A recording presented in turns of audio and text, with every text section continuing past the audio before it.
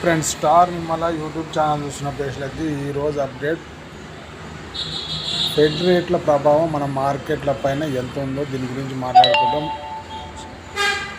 Stock market గురువారం విదేశీ సంస్థ మదుపరులను ఎఫ్ఐలు 25,47 కోట్ల విలువైన అమ్మకాలు జరపగా దేశీయ సంస్థల మదుపరులు మాత్రం 2,012 కోట్లు కొనుగోలు జరిపినట్లు స్టాక్ ఎక్స్చేంజ్ సమాచారం ఆధారంగా తెలుస్తుంది. అయితే దేశీయ స్టాక్ మార్కెట్లు గురువారం విదేశీ సంస్థల మదుపరులు ఎఫ్ఐలు 25,47 కోట్లు, డిఐలు 2,000 కోట్లకు గాను అమెరికా ఫెడరల్ రిజర్వ్ ప్రామాణిక రేట్లతో 0.50% విధించింది. ఇందువల్ల వర్తమాన మార్కెట్లో పెట్టుబడులు విరివిగా తరలి వస్తాయనే అంచనాలు ఎక్కువ ఉన్న నేపథ్యంలో అందుకు భిన్నంగా స్థితిలో తొలి రోజే నెలకొనడం గమనం. ఈ నేపథ్యంలో ఫెడ్ ప్రభావం దేశీయ స్టాక్ మార్కెట్ రూపాయి వల్ల బంగారం ధరపై ఎలా ఉంటుందనే అంశంపై నిపుణులు ఏమంటున్నారంటే,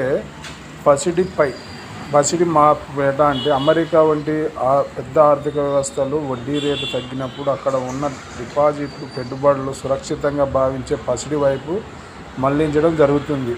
ఇప్పుడు కూడా అదే జరిగి బంగారం ధర కొత్త గరిష్టాలు చేరుతుందని అభిప్రాయాలు అంటున్నారు.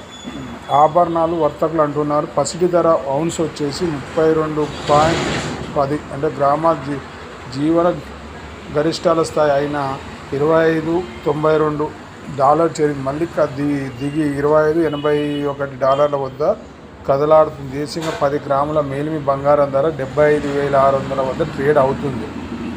అయితే అమెరికా నుంచి పెట్టుబడులు లాభసాటిగా ఉండే భారత్ వంటి వర్ధమాన మార్కెట్లు తరలి వస్తాయని పేర్కొంటున్నారు. అంతర్జాతీయ పెట్టుబడిదారులు దేశీయ స్టాక్ మార్కెట్లో మరింత పెట్టుబడి పెడతారని చెప్తున్నారు. ఇందువల్ల మన రూపాయి బలోపేతం అవుతుందని ఫెడ్ నేపథ్యంలో 6 వారాల గరిష్టానికి రూపాయి మార్క విలువ చేరింది. ఇకపోతే వడ్డీ రేట్లు తగ్గొచ్చు.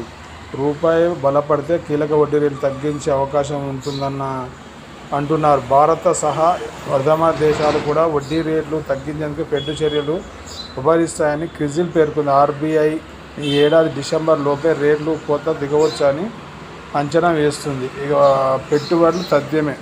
అంచనా కంటే ఎక్కువ వడ్డీ రేట్లు ఫెడ్ కోత విధించిన అమెరికా ఆర్థిక అంచనాల మార్పు చూస్తే మందగమనం ఛాయలను మాయం చేసే సంకేతాలు కనిపిస్తున్నాయి. వర్ధమాన దేశాల్లో పెట్టుబడులు పెరిగినందుకు ఇది దోహదపడుతుందని చెబుతున్నారు.